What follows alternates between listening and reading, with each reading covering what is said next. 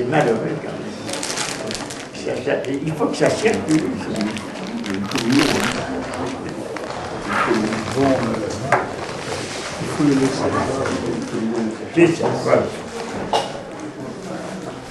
Merci René de m'avoir invité une fois de plus à parler dans ton séminaire du département de philosophie de l'université de Paris 8, ex-Nanterre, ex-Vincennes, pardon, la célèbre université non conformiste. Et tu m'as demandé de parler d'un sujet qui est classique, mais que je traiterai forcément d'une façon non conformiste. Je vais vous parler de Athènes et Jérusalem, les deux sources de la pensée occidentale. C'est un projet ambitieux, bien sûr, qui a déjà été traité par Renan et par d'autres, mais tant de choses ont été étudiées depuis, et en particulier par moi dans mes livres, qu'on peut aborder, je crois, ce thème d'une façon neuve. Je commencerai par la religion des Grecs, d'une part, et des hommes de la Bible, les Hébreux, on dit aussi les Israélites, les Juifs de l'Antiquité. Et cette religion, elle s'oppose, comme la religion polythéiste, celle qui repose sur une pluralité de dieux, du côté grec, et la religion que l'on croit reposer dès l'origine du côté de la Bible, du côté de Jérusalem, sur une divinité unique.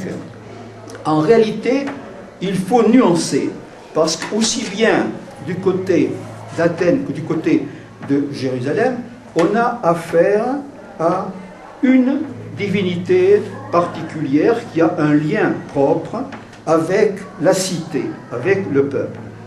Bon. Du côté d'Athènes, les Athéniens ont fait une sorte d'alliance avec une divinité féminine, Athéna. C'est une divinité célèbre qui est connue dans tout le monde grec et qui a la particularité d'être internationale. Par exemple, dans la guerre de Troie, qui oppose les Grecs et les Troyens, Athéna est du côté des Grecs, mais elle a un temple sur l'acropole de Troie. Donc nous avons affaire à une divinité qui est très répandue dans le monde grec au sens large, une divinité qui appartient à une grande famille. Elle est la fille de Zeus, elle est la sœur d'Apollon, et elle appartient à la famille des dieux de l'Olympe, des 12 divinités de l'Olympe, qui se partagent en 6 divinités masculines et 6 divinités féminines. Donc nous avons affaire à un peuple, en tout cas à une cité, celle d'Athènes, mais au-delà de la cité, il y a le peuple grec qui, pour ce qui est des Athéniens, s'est lié, a pris comme divinité protectrice une femme qui appartient à un ensemble où il y a égalité, parité, la fameuse parité qu'on cherche à obtenir aujourd'hui entre les hommes et les femmes dans les assemblées politiques. Elle était déjà là, sur l'Olympe, dans ce monde des dieux grecs. Si nous regardons de l'autre côté, à Jérusalem, ce qui se passait dans l'Antiquité, eh bien, les Hébreux ont fait alliance avec un dieu particulier, bien avant qu'ils inventent le monothéisme. J'ai écrit un livre qui s'appelle « L'invention du monothéisme ». Donc pour moi, le monothéisme, la croyance en un seul Dieu, n'est pas l'objet d'une révélation, hein, comme le croient les fidèles, qu'ils soient juifs, chrétiens ou protestants ou musulmans. C'est une invention, mais une invention tardive, qui ne remonte pas, pour moi, et de plus en plus de spécialistes le pensent aussi, qui ne remonte pas avant le IVe siècle, avant notre ère.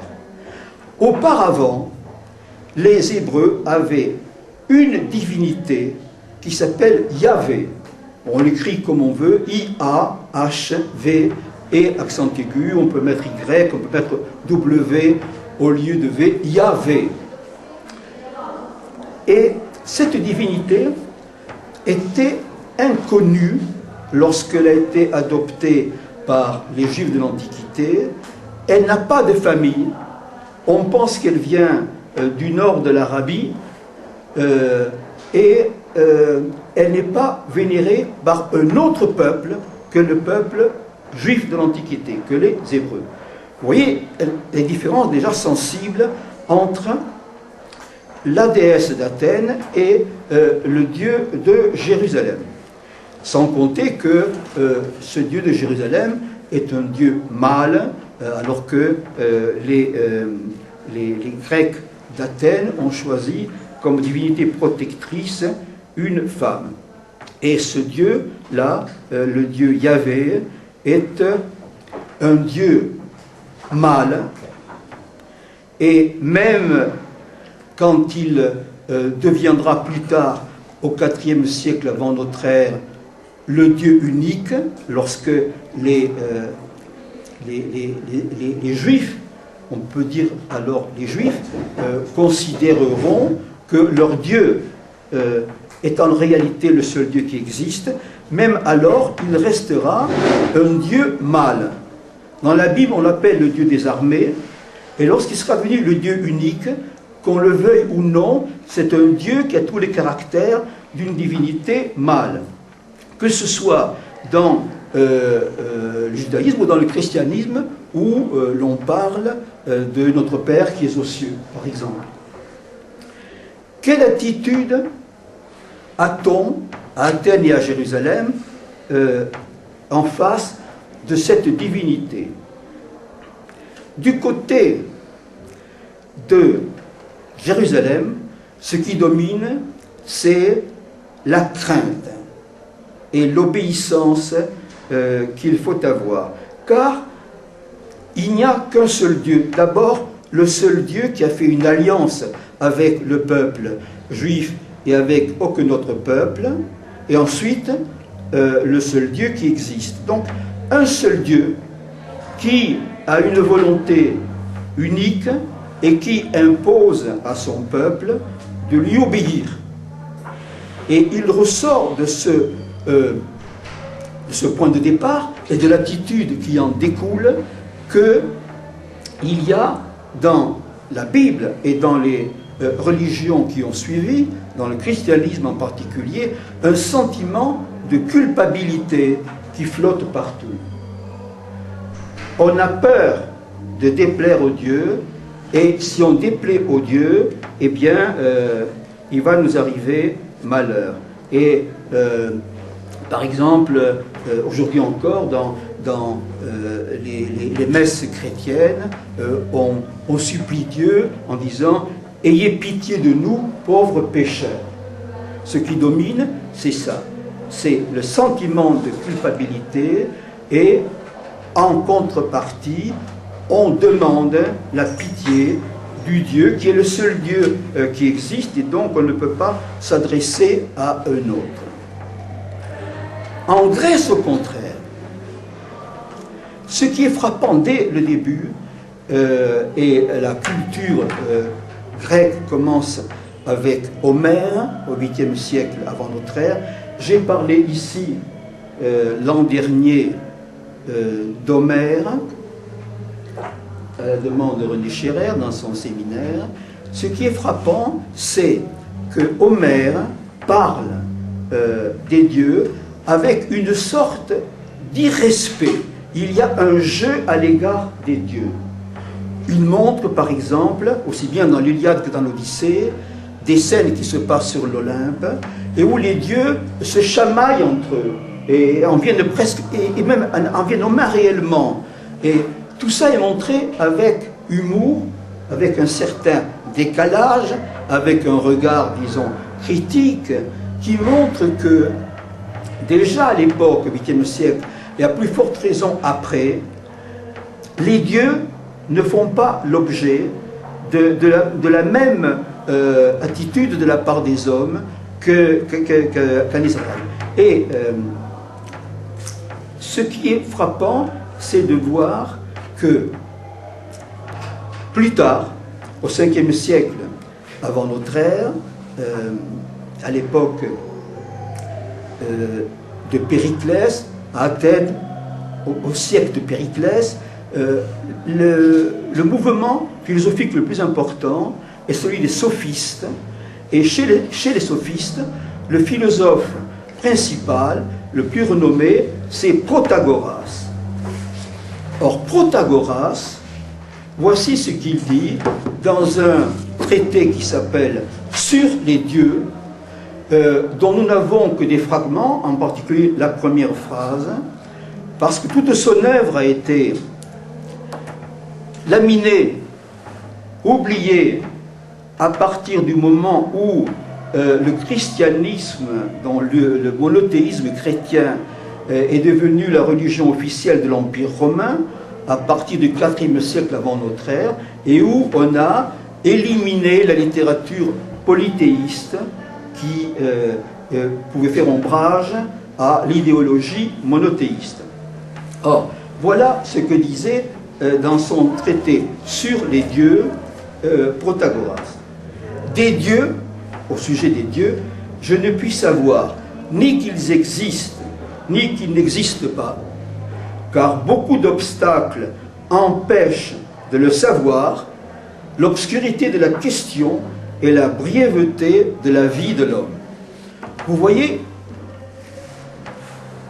vous sentez l'impertinence qu'il y a dans cette phrase inaugurale. Je ne peux rien dire des dieux. Est-ce qu'ils existent? Est-ce qu'ils n'existent pas? Je ne peux pas me prononcer. La question est trop compliquée et la vie trop courte. Là, voilà, c'est une preuve d'agnosticisme, pour ne pas dire d'athéisme déguisé. En tout cas, il y a là une attitude qui est tout à fait opposée au sérieux et au tremblement qui sont la marque de la religion des Juifs de l'Antiquité. Et le même Protagoras a une phrase aussi célèbre, que vous connaissez sûrement: l'homme est la mesure de toute chose. Et Platon, qui vient un siècle après Protagoras, et qui considère Protagoras comme l'ennemi à abattre, et il le fait d'ailleurs loyalement en consacrant par exemple tout un traité à Protagoras, qu'on appelle le Protagoras, et il joue le jeu. Il ne fausse pas la pensée de Protagoras. Il ne pourrait pas le faire d'ailleurs parce que à son époque, au IVe siècle avant notre ère, les œuvres de Protagoras étaient connues de tout le monde. Donc, pour contrer Protagoras, Platon dit dans les Lois: ce n'est pas l'homme, c'est le Dieu qui est la mesure de toute chose. Le Dieu, c'est-à-dire le monde divin, les dieux. On dit, il écrit, Platon, le Dieu, comme on dit l'homme, comme on dit l'animal. Et il ne faut pas traduire Dieu avec un D majuscule, comme le font beaucoup de traducteurs, ce qui est fausser le sens de ces phrases et laisser croire que Platon était monothéiste, ce qui est absolument faux. Platon était polythéiste. Quand il dit le Dieu, c'est le monde divin.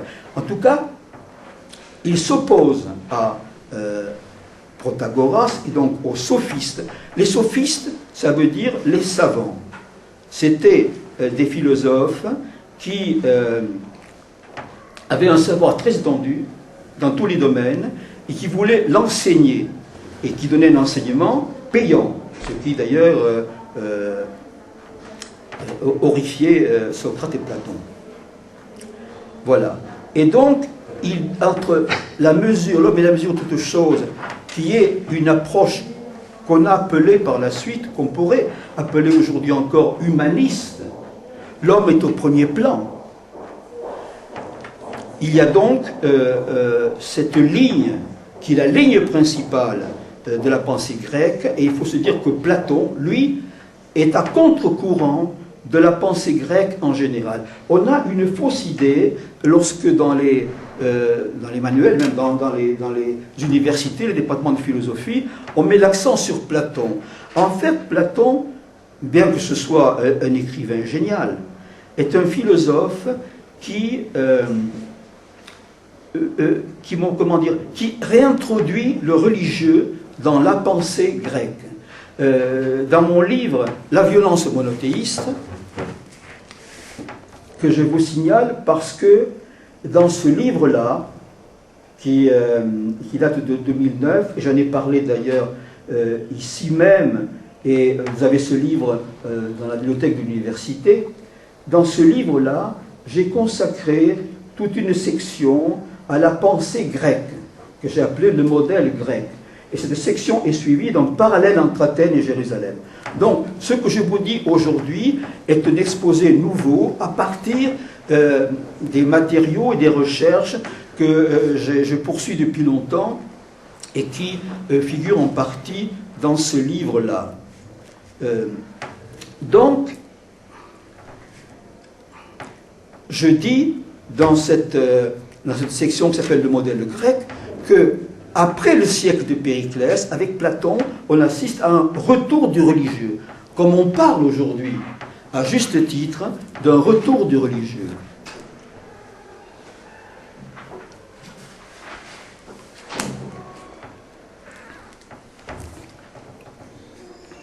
En tout cas, à l'époque des sophistes, au 5e siècle avant Jésus-Christ, non seulement des hommes comme Protagoras se montraient, vous l'avez vu, disons, désinvoltes à l'égard de la question de la religion, mais d'autres sophistes sont allés plus loin. L'un d'eux va même jusqu'à parler d'une origine humaine des dieux. Je vous lis un passage. Un homme à la pensée astucieuse et sage inventa la crainte des dieux pour les mortels, afin que les méchants ne cessent de craindre d'avoir à rendre compte de ce qu'ils auraient fait, dit ou encore pensé, même dans le secret. Ainsi introduit-il la pensée du divin. Vous voyez la modernité de cette pensée qui dit en quelque sorte ce sont les hommes qui ont inventé les dieux. Il va plus loin que Protagoras à la même époque. Dans un drame satirique, l'auteur présumé s'appelle Critias. On dit que c'est peut-être aussi un texte d'Euripide. Les spécialistes hésitent entre les deux. En tout cas, c'est un texte du 5e siècle avant Jésus-Christ à Athènes.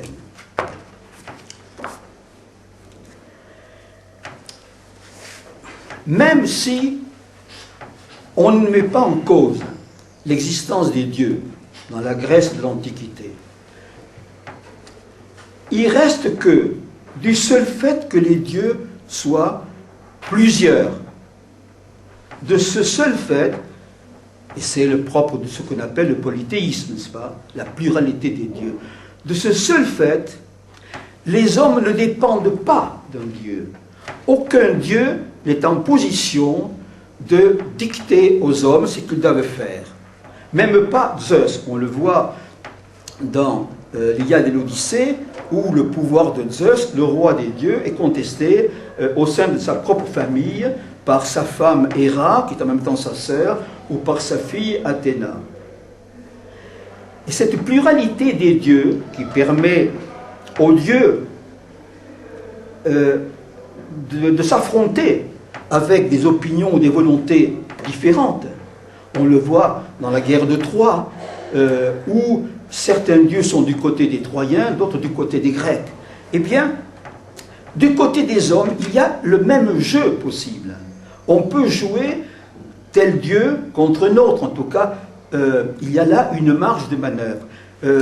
Un poète latin, Ovide, a dit ça très bien dans un vers que je traduis mot à mot ainsi.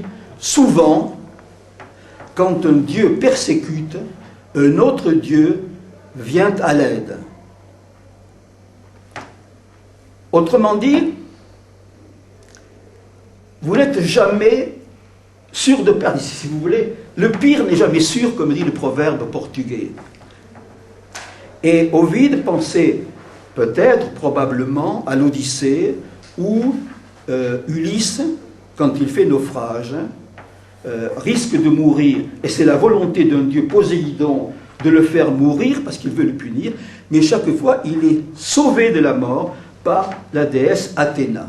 Voilà comment un dieu peut jouer contre notre, et un homme peut jouer un dieu contre notre. Il y a donc là un espace de liberté et d'espérance que l'on ne trouve pas dans le monothéisme, où vous dépendez entièrement d'un Dieu unique qui est censé tout savoir sur vous.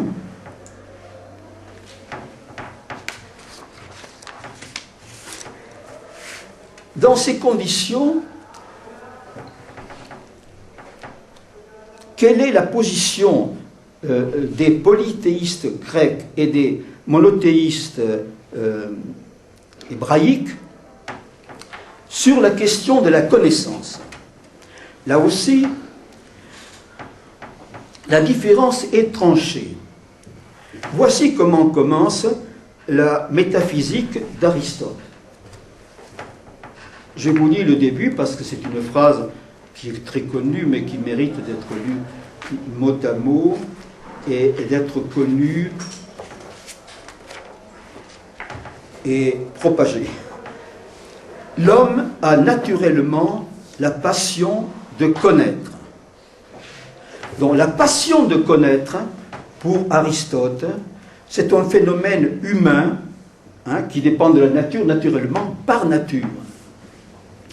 Et c'est une passion, il montre que cette passion s'accompagne d'une curiosité pour le monde extérieur qui s'appuie principalement sur la vue, et que, à partir de ce que l'homme a comme expérience et de ce qu'il confronte dans sa mémoire, il arrive à réfléchir sur les causes des événements qu'il constate. Et donc, là, on a l'amorce des sciences, je vais le développer, et il dit que ce désir de connaître procure un plaisir en lui-même, et que c'est, disons, ce n'est pas quelque chose que l'on fait par nécessité, mais par plaisir de chercher à comprendre. En face, vous avez le début de la Bible, dans la Genèse.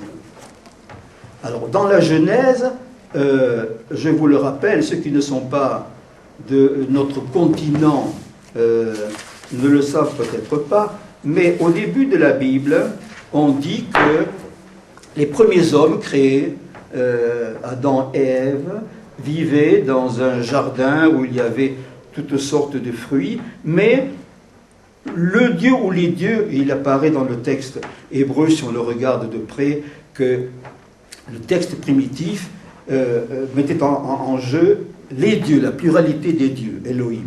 C'est par la suite qu'on a réduit cette pluralité à un seul Dieu, le Créateur. En tout cas, au début de l'histoire de l'humanité, le Créateur, collectif ou individuel, a interdit aux hommes de consommer le fruit de ce qu'on appelle l'arbre du bien et du mal.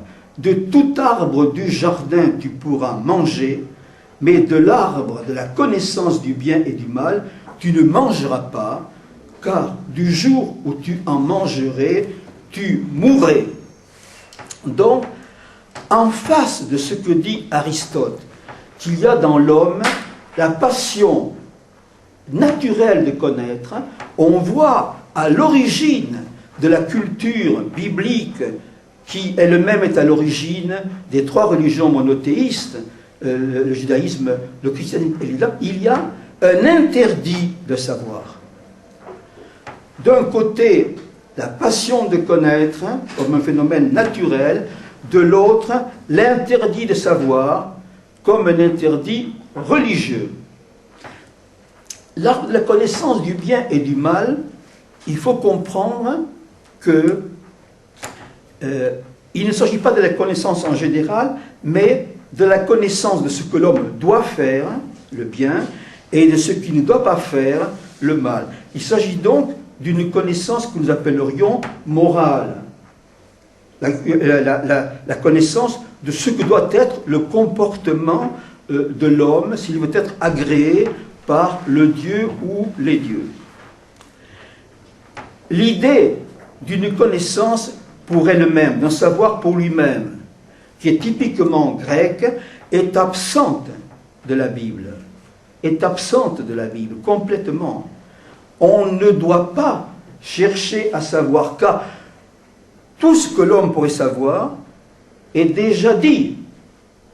Est déjà dit parce que le Dieu, plus tard, s'est révélé à Moïse en particulier, et pendant 40 jours et 40 nuits, sur le Sinaï, il lui a dit tout ce qu'il fallait que l'homme fasse ou ne fasse pas.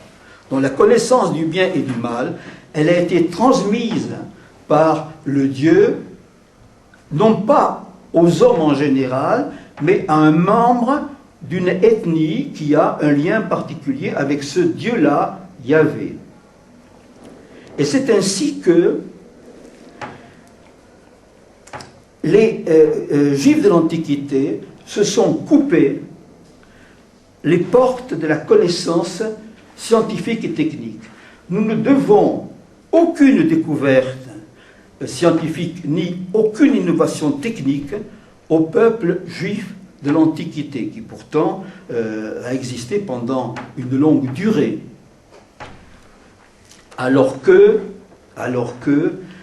les Grecs ont mis l'accent déjà dans différents textes du 5e siècle avant notre ère à Athènes sur l'inventivité de l'homme due à cette passion de connaître, à cette curiosité, à cette envie de comprendre. Il y a déjà un mythe très connu qui était raconté par Protagoras, toujours lui, et qui se trouve dans le livre que Platon a consacré à Protagoras.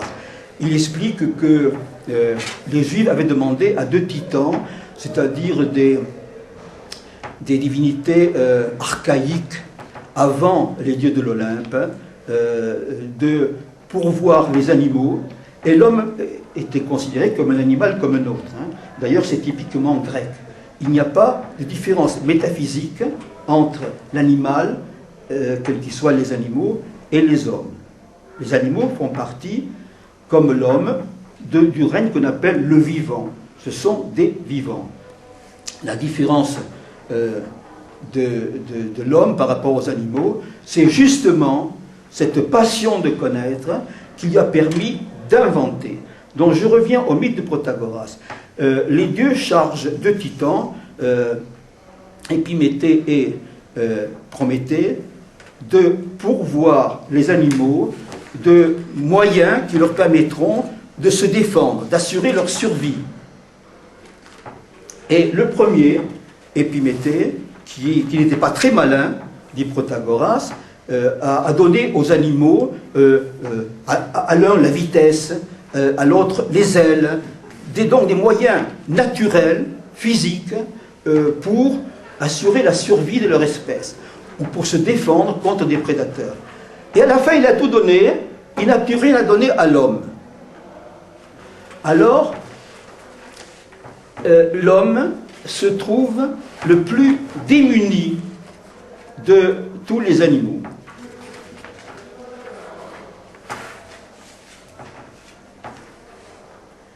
Il se trouve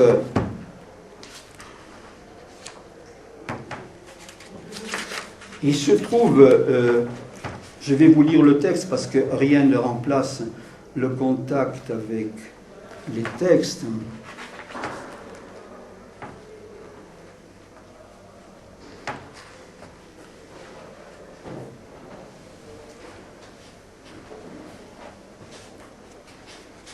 Bon, il est, si vous voulez, attendez, oui, c'est ce texte-là.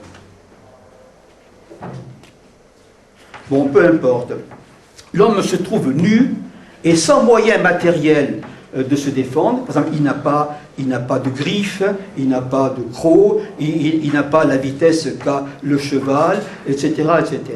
Et donc, Prométhée vole le feu au dieu qui est le spécialiste du feu, c'est-à-dire Héphaïstos, et il vole aussi les arts, les sciences et les techniques à la déesse Athéna.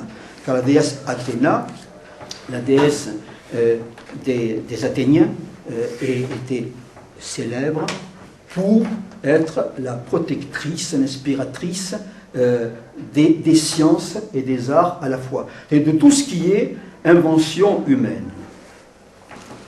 Et c'est ainsi que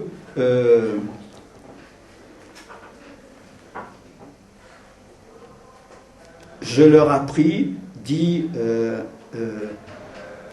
le Prométhée dans la pièce d'Échille, Prométhée enchaîné, j'ai appris aux hommes la science ardue des levées et des couchers des astres, c'est-à-dire l'astronomie, puis ce fut le tour de celle des nombres, c'est-à-dire l'arithmétique, les mathématiques, la première de toutes que j'inventai pour eux, ainsi que celle des lettres assemblées, mémoire de toutes choses.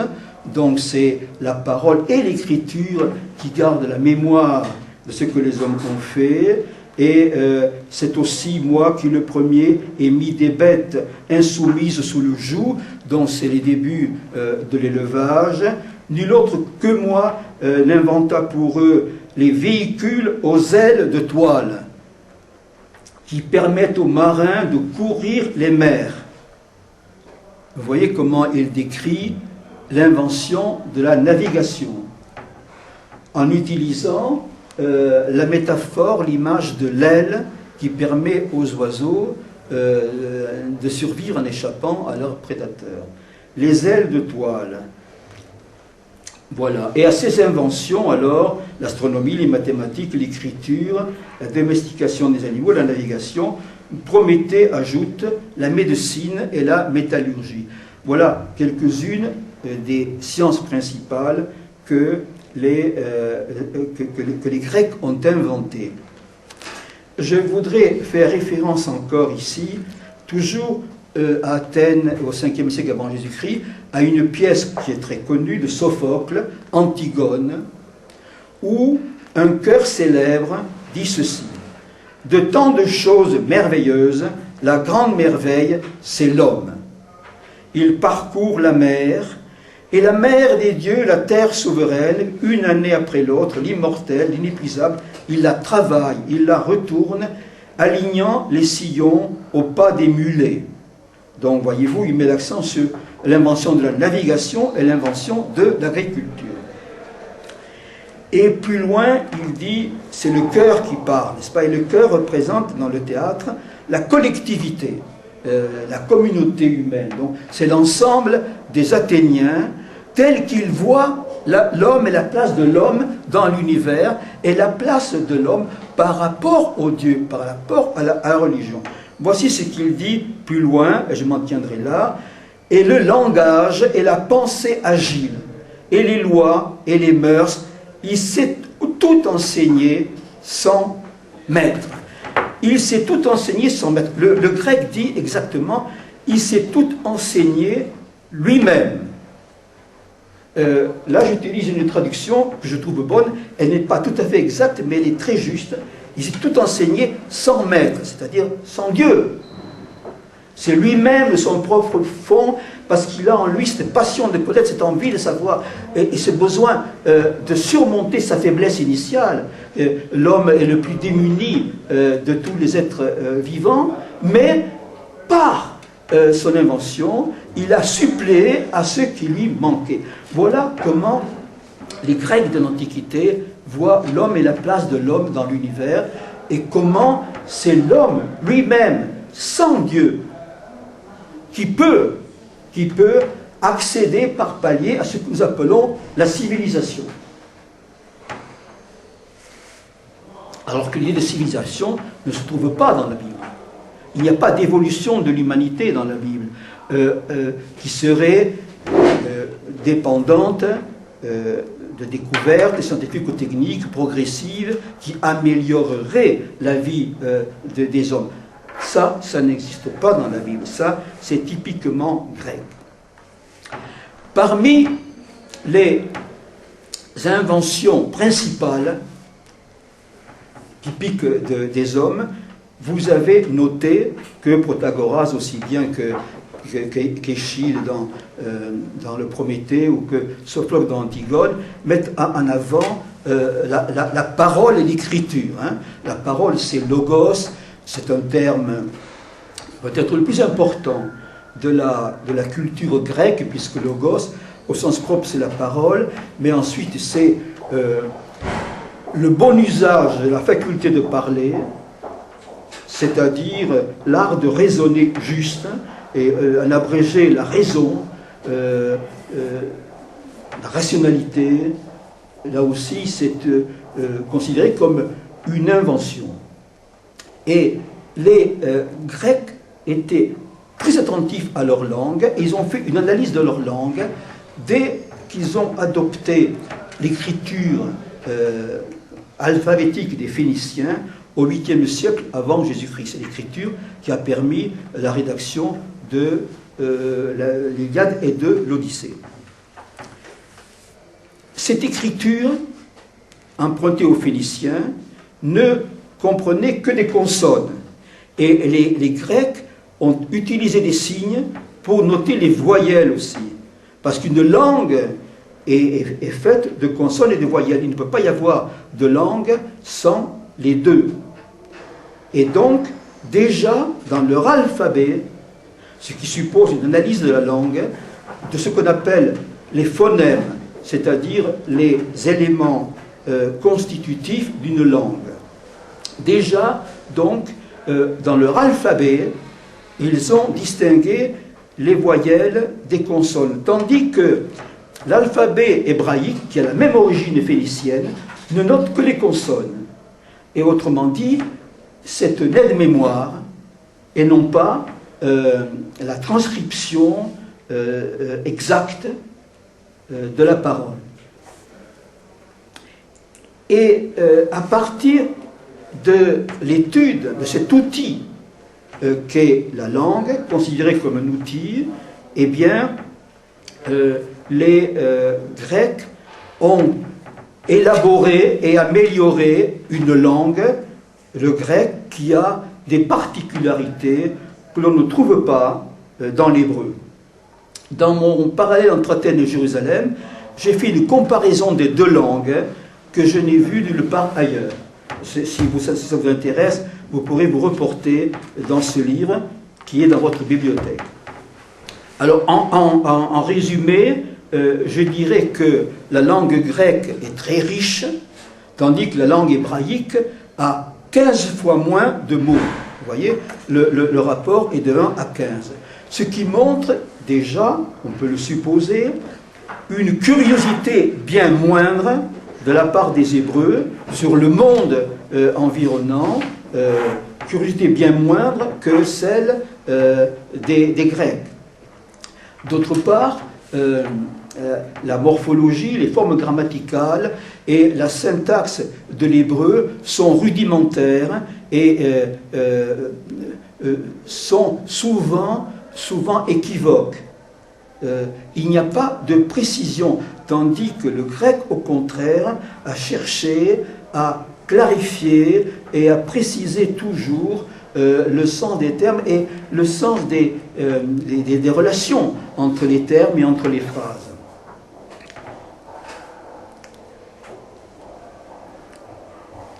Par ailleurs, le grec a des possibilités que n'a pas l'hébreu, possibilité de composer des mots, et des mots composés, surcomposés, donc la possibilité de fabriquer des mots nouveaux. Là aussi, on trouve l'innovation, l'envie de créer du nouveau dans la possibilité d'améliorer et de préciser le vocabulaire. Et il y a aussi, parmi les particularités du grec, le fait de disposer à côté du masculin et du féminin du genre neutre que n'a pas l'hébreu. Et le neutre, c'est ce qui permet de donner une généralité à une notion en la détachant du partage du monde entre choses masculines et choses féminines. Vous savez que la première des distinctions que l'on retrouve dans toutes les langues, c'est celle du masculin et du féminin, hein, qui a comme base évidemment le fait que les hommes constatent qu'ils sont faits de mâles et de femelles. Et avec le neutre, on accède à quelque chose qui est ni masculin ni féminin. Donc on accède à un degré de généralisation qui est l'abstraction proprement philosophique ou scientifique. Voyez, on a donc là déjà, avec le neutre, quelque chose qui est indissociable de la science, là, de la linguistique que les Grecs vont développer. Et il y a aussi quelque chose de proprement propre au grec et qui est importante pour les philosophes, c'est que le grec a le verbe être et a analysé le verbe être, alors que l'hébreu, comme beaucoup d'autres langues, ou bien les autres langues, ou bien n'ont pas le verbe être, ou bien en hébreu il est le plus souvent sous-entendu, ce n'est qu'un mot de liaison, tandis qu'il y a dans la réflexion sur le langage des Grecs toute une analyse de l'être que l'on trouve surtout chez Aristote. Je vous en dirai un mot. Donc, cette particularité, ces particularités du grec et le fait que les Grecs sont intéressés à leur langue en l'analysant, ce que n'ont pas fait les Hébreux, est à l'origine de la philosophie, n'est-ce pas? La philosophie est une invention des Grecs. Et là, je vous renvoie à la métaphysique d'Aristote. C'est intéressant parce que on voit comment Aristote analyse le passage de la langue courante, de la langue parlée, au concept philosophique.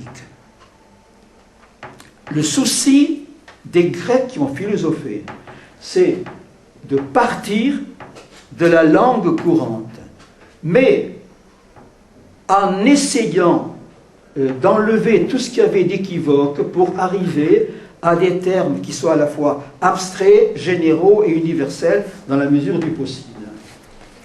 Voici, par exemple, comment il procède. Dans la métaphysique, au livre Delta, il définit une trentaine de concepts de base. Exemple, principe, cause, élément, nature. Et chaque fois, il part de l'usage populaire de ces termes grecs. Il dit par exemple, à propos de principe, ce mot s'entend d'abord, principe s'entend encore, je saute là. Principe signifie aussi, principe veut dire encore. Donc, il y a plusieurs significations différentes que l'on donne couramment à ce terme, et lui veut qu'on arrive à une définition simple, claire, précise, univoque, parce que c'est nécessaire à une réflexion de type philosophique. Et là, vous avez un vrai travail sur la langue qui est à la base de la philosophie. Et de même, je vous signalais tout à l'heure, et je vous le rappelle de nouveau ici, le verbe être a permis à Aristote d'avoir toute une métaphysique de l'être qui est à la base de la philosophie occidentale et qui ne se trouve pas ni chez les Hébreux, ni dans d'autres peuples qui ne disposent pas du verbe être.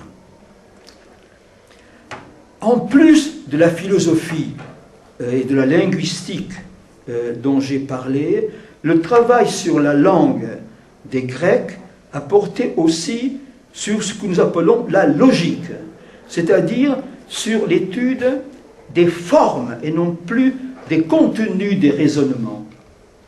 Et là, Aristote a joué un rôle important aussi dans une logique qu'on appelle la logique des termes. Ce qui est le plus connu, c'est le syllogisme, n'est-ce pas? Le syllogisme qui dit les hommes sont mortels, Socrate est un homme, donc Socrate est mortel. Et ces raisonnements élémentaires, mais qui permettent d'aboutir à une conclusion inévitable, nécessaire, à partir de ce qu'on appelle les prémices, mettent en jeu des sujets et des prédicats. Le sujet, c'est les hommes, hein, le prédicat, c'est mortel, le prédicat, c'est ce qu'on attribue au sujet. Voilà. Donc, je ne vais pas rentrer dans le détail, mais on met en rapport des termes qui ont un lien de suggestion. Le sujet est l'attribut, le prédicat. Socrate est mortel, et comme les hommes sont mortels et que Socrate est un homme, eh bien la conclusion c'est que Socrate est mortel.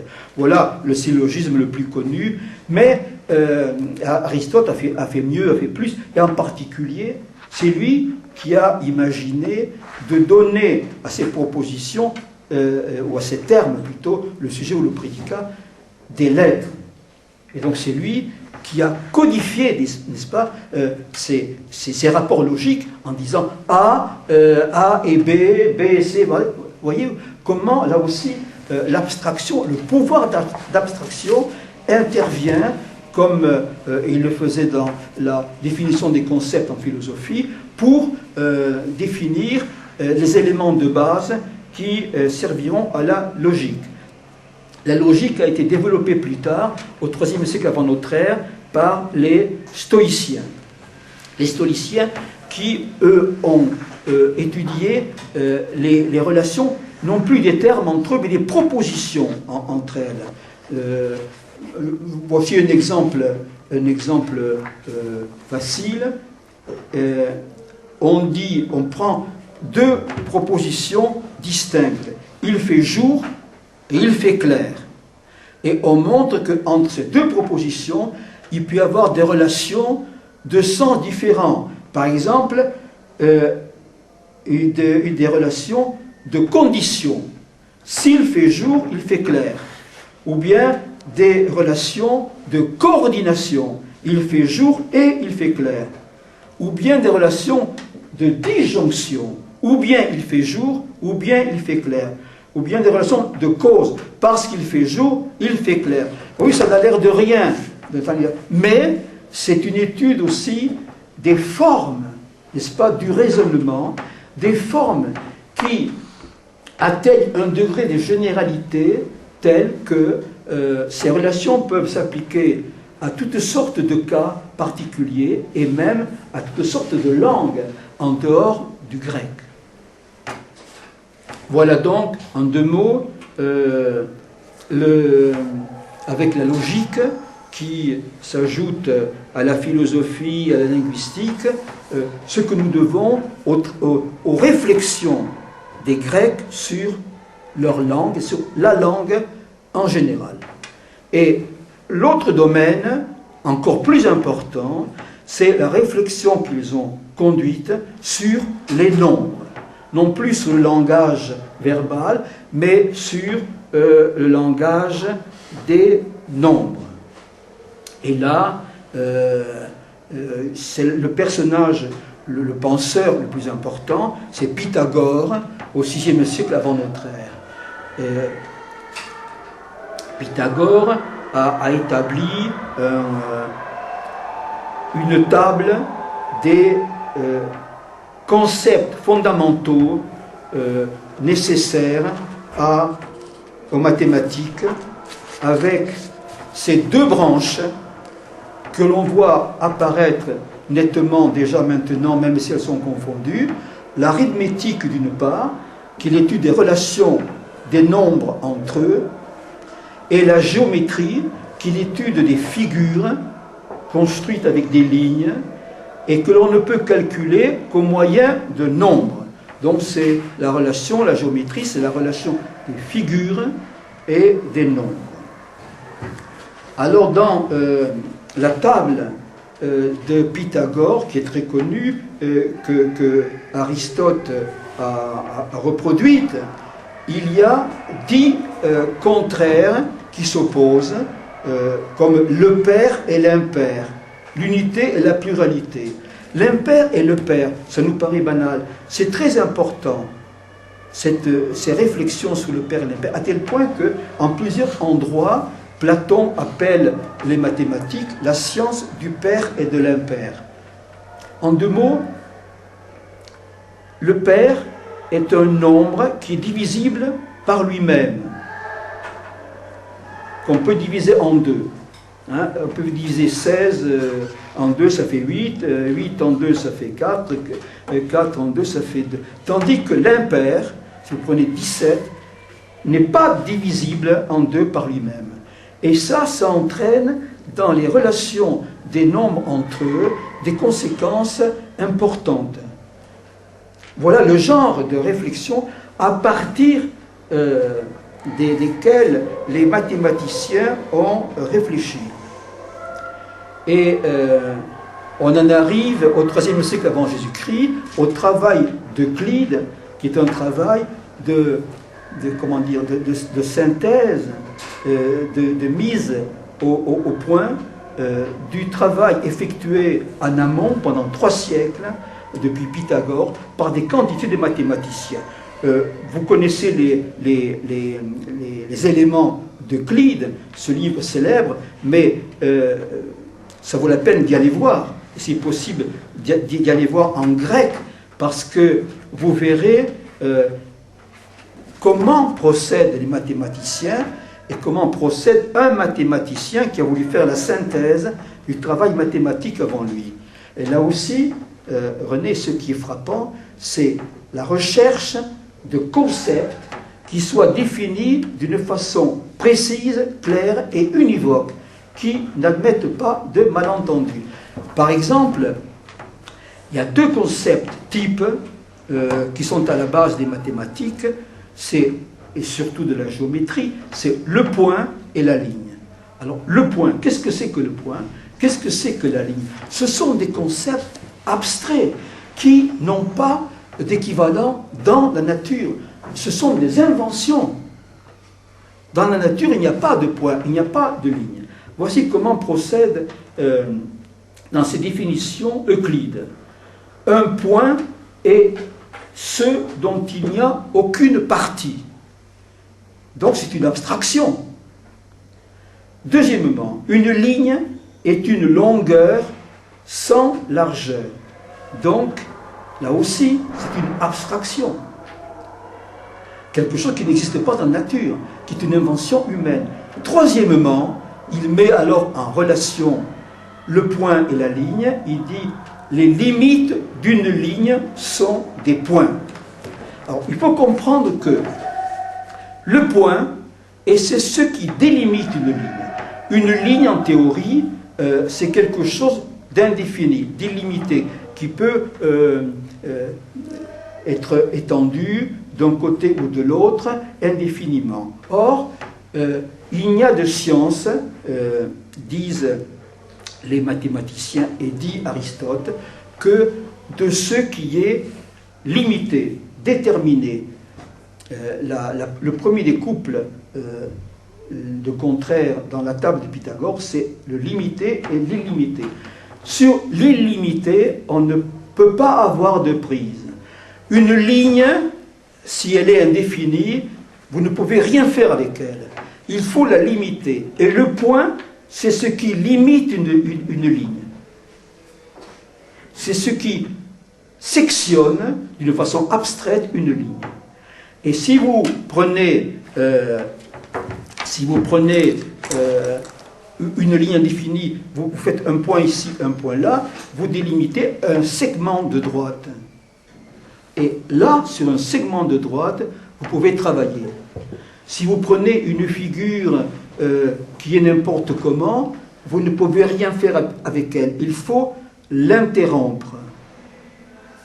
Et la ligne parfaite, c'est le cercle. Et je vais vous expliquer comment Euclide définit le cercle. Bien sûr, toutes les civilisations connaissent le cercle et l'utilisent. Et le cercle, on dit, bon, eh bien, on met un piquet là, et puis une corde, et on fait tourner la corde. C'est-à-dire, on donne du cercle une explication, une analyse pratique qui sert à des travaux, comme l'agronomie. Avec les Grecs, on passe à un niveau supérieur, un niveau d'abstraction où il n'y a plus question de piliers, il n'y a plus question de cordes. Et voici comment définit le cercle Euclide.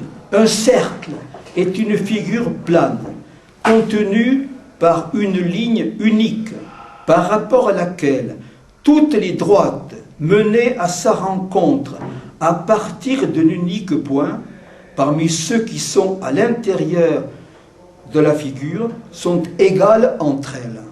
Bon, ça paraît peut-être à première vue compliqué, en réalité c'est très simple, c'est inattaquable, mais il n'y a que des attractions, n'est-ce pas? Le cercle est une figure plane, contenue par une ligne unique. C'est une ligne fermée sur elle-même, le cercle. Par rapport à laquelle cette ligne, qui est la circonférence du cercle, par rapport à laquelle toutes les droites menées à sa rencontre à partir d'un unique point, parmi ceux qui sont placés à l'intérieur de la figure, sont égales entre elles. Autrement dit, le point qui est au centre, ce qu'on appelle le centre d'un cercle, par ce centre, on peut tracer des lignes qu'on appelle les diamètres, qui tous sont égaux entre eux, parce qu'ils vont de ce point jusqu'à la circonférence du cercle. Voyez, bon, c'est un exemple